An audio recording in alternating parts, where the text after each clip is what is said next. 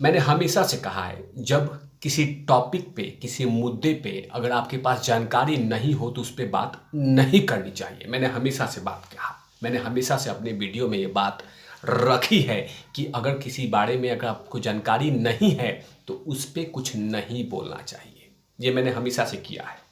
लेकिन एक व्यक्ति हैं इस देश में जो कि सिल्वर स्पून फैमिली में पैदा हुए हैं, राजनीति का रॉ नहीं पता है, देश के बारे में दौ नहीं पता है, भारत के बारे में भ नहीं पता है। नाम है राहुल गांधी। ये है राहुल गांधी। इनको ना राजनीति का रॉ पता है, ना देश के दौ पता है, ना भारत का भ पता है। लेकिन उसके बाद भी कुछ भी बोले जाते हैं और अपने आप को कहते हैं कि राजनेता हूं और अपने आप को कहते हैं कि मैं प्रधानमंत्री का कैंडिडेट हूं और मुझे प्रधानमंत्री बनना है। ये राहुल गांधी कहते हैं कि मुझे प्रधानमंत्री बनना है। इसी की बात करूंगा। नमस्कार, आप देख रहे हैं तिवारी भैया, मैं हूं वेद प्रकाश। राहुल गांधी आजकल भारत जोड़ो यात्रा कर रहे हैं, मतलब भारत जोड़ो यात्रा कर रहे हैं। लेकिन इनका पूरा परिवार भारत तोड़ो में ही सबसे ज़्यादा हाथ और पूरा शरीर था, मतलब भारत तोड़ने में। लेकिन ये आजकल इंटरटेनमेंट कर रहे हैं और कह रहे हैं कि मैं भारत जोड़ो कर रहा हूँ। लेकिन इनका एक बयान पूरी तरह से इनको ये साबित कर दिया है कि आपका सोच और आपका बुद्धि सचमुच बचपना वाला है। जिस टॉपिक के बारे में आपको जानकारी नहीं थी उसके बारे में आपको कुछ बोलने की आवश्यकता नहीं होना चाहिए था। लेकिन महाराष्ट्र की धरती पे जाके उस व्यक्ति का, उस महापुरुष का अपमान करके गलती कर बैठे। मैं बात कर रहा हूं दामोदर विनायक सावरकर जी की। ये तस्वीर है। मैं सबसे पहले मैं प्रणाम करता हूं इस तस्वीर को। तो सावरकर जी के बारे में ऐसे ऐसे शब्दों का इस्तेमाल कर दिया जिसे पक्ष और विपक्ष दोनों भड़क गए और कह दिया कि जरूरत क्या थी इन शब्दों का इस्तेमाल करना। मैं भी कह रहा हूं राहुल गांधी को कि क्या आपने कभी वीर सावरकर जी के बारे में कुछ पढ़ाई किया है, या कहीं किसी चिलगोजे ने आपका कान फूंक दिया और आपने बक बक बक बक बक बक करके आ गए, और वही बकबक आपके लिए अब जी का जंजाल बना है। राहुल गांधी, आपको जिस टॉपिक पे बात नहीं करना था वो क्यों किया आपने?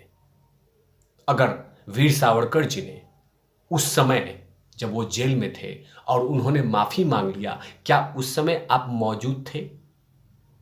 और माफी मांग लेना, क्या उस समय आपको पता है कि क्या हो सकता है कि वीर सावरकर जी को अंग्रेजों ने दबाव देके कुछ और बुलवाया हो सकता है कि बहुत ऐसी यातनाएं दी गई हो, आपको कुछ नहीं पता है। लेकिन उसके बाद भी आप माफी मांगने वाले बयान को ऐसे कहते हैं कि उसे वीर नहीं कहना चाहिए। जो व्यक्ति देश के लिए 10 सालों तक जेल में रहा, पहले ऐसे व्यक्ति हैं वीर सावरकर साहब कि जिन्होंने अपने जीवन में 2 बार सजा काटी है। अब वो सजा ऐसे वैसे नहीं, रोंगटे से रोंगटे खड़े करने वाली सजा, जिसका कि आपके दिमाग में, किसी के दिमाग में अगर सोच लिया, पढ़ लिया, तो वो, मैं बोलने वक्त मैं घबरा रहा हूं। अब वो सजा काटा था वीर सावरकर साहब ने, और उसके बाद भी इन शब्दों का इस्तेमाल किया जा रहा है। अब वो तमाम चिलगोजे कांग्रेसी कर रहे हैं कि माफी मांग लिया है तो वीर क्यों? अच्छा, आपके परिवार ने तो बहुत सारे इस देश के लिए तरक्की दिया है ना, इस देश के लिए सेक्रीफाइस किया है। आपको क्या पता राहुल गांधी कि वीर सावरकर जी थे कौन? वीर सावरकर जी ने किया क्या था इस देश के लिए? आपको कुछ भी नहीं पता है, कुछ भी नहीं पता है। ये डंके की चोट पे कहता हूं। और वो भी आपने महाराष्ट्र की धरती पे वीर सावरकर साहब का अपमान कर दिया। ये बहुत बड़ी चूक किया आपने। देश की जनता जनार्दन माफ नहीं करेगी। वीर का सावरकर साहब ने जो कुछ किया वो देश के लिए किया था। लेकिन आप और आपकी परिवार देश के लिए कुछ भी नहीं करता, सिर्फ इसके लिए करता है। ये डंके की चोट पे कहता हूं कि आप लोगों ने सत्ता की मलाई चाटने के लिए सिर्फ आए थे इस देश में। और आपका उद्देश्य भी इसी देश के लिए यही है कि सत्ता के चरम पे पहुंचना है और वहां पे सिर्फ मलाई चाटना है। सावरकर साहब के बारे में इन शब्दों का इस्तेमाल नहीं करना चाहता राहुल गांधी, लेकिन आपने किया क्योंकि आप जानते हैं कि आदत से आप मजबूर हैं। जो शब्द को नहीं छूना चाहिए था उसके बाद भी छुएंगे। यही जो शब्द का इस्तेमाल कर रहा हूं, यही शब्द का इस्तेमाल संजय राउत ने आपको बोल दिया है कि आपको ऐसे शब्दों का इस्तेमाल नहीं करना चाहिए था।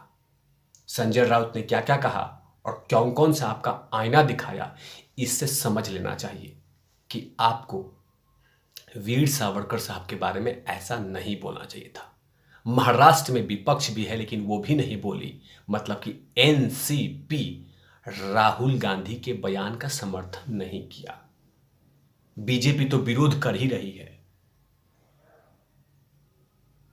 शिंदे शिवसेना तो विरोध कर ही रही है। शिवसेना के जो उद्धव शिवसेना है वो भी विरोध कर रही है, लेकिन एनसीपी ने इस बयान के साथ खड़ा नहीं हुआ क्योंकि जानता है एनसीपी भी, शरद पवार साहब भी जानते हैं कि वीर सावरकर साहब का अपमान महाराष्ट्र की धरती पे नहीं पूरे देश में नहीं होना चाहिए। उसके बाद भी आपने उलूल जुलूल बयान दे दिया और आपने कह दिया कि वीर नहीं लगना चाहिए। राहुल गांधी, ये भारत जोड़ो यात्रा बंद कीजिए और एक बार वीर सावरकर साहब के बारे में पढ़ाई कीजिए किसी पुस्तकालय में जाके, समय मिले। लेकिन आपको तो पोगो और बाकी चैनलों से, कार्टून नेटवर्क से देखने से फुर्सत मिले तब ना। किसी चिलगोजे ने कान फूंक दिया और कह दिया कि वीर सावरकर ये थे वो थे, उनके पैरों के धूल के बराबर आपका और ना आपका परिवार होगा। क्योंकि जिस तरह की इस भाषा का इस्तेमाल किया है वीर सावरकर के लिए, ये देश कभी बर्दाश्त नहीं करेगा। आखिरकार संजय राउत ने क्या क्या कहा वीर सावरकर जी के अपमान के बारे में, राहुल गांधी को बतला देता हूं। राहुल गांधी को वीर सावरकर पे बात करने की क्या जरूरत थी। उन्होंने बेरोजगारी और महंगाई के मुद्दों से अच्छे से उठाया था, लेकिन उन्हें महाराष्ट्र में आकर सावरकर के अपमान का बात स्वीकार नहीं किया जा सकता। उन्होंने कहा कि महाराष्ट्र में महाअघाड़ी सरकार में विभाजन भले न हो, लेकिन ऐसे बयान कड़वाहट बढ़ा देती है।